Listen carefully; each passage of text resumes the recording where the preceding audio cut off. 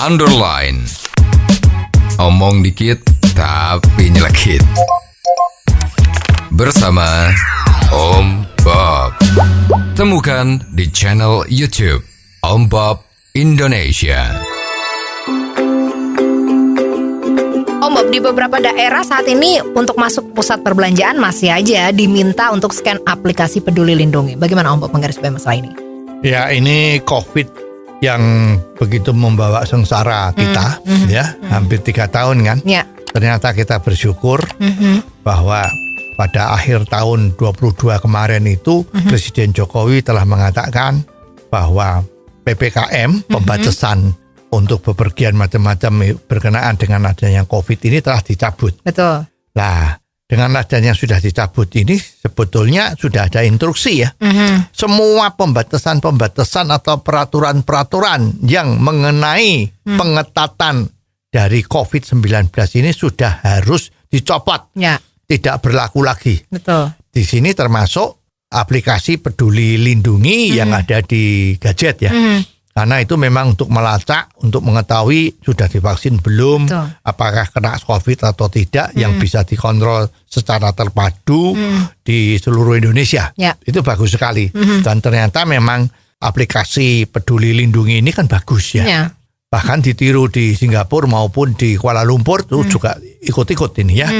Tetapi dengan sudah dicabutnya ini ternyata kembali di masing-masing daerah itu kok sepertinya ada yang belum diberlakukan.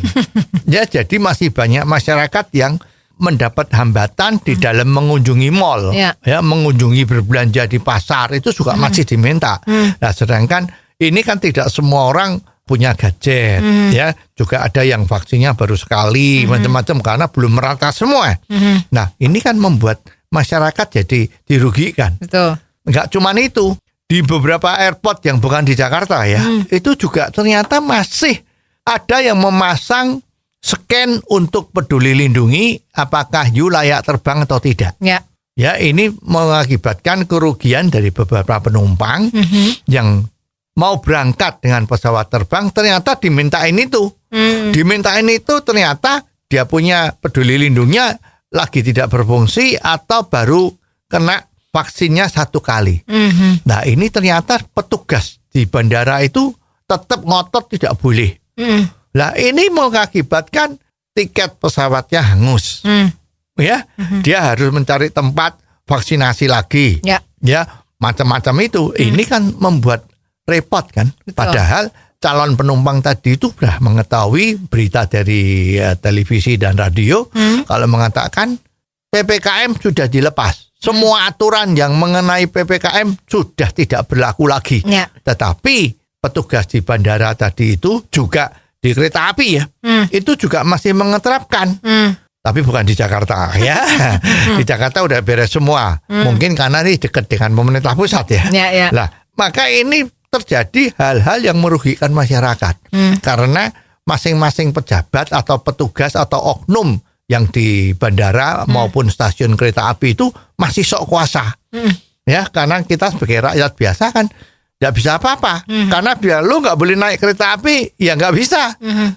Kalau kita mau keras-kerasan, nanti salah melawan petugas.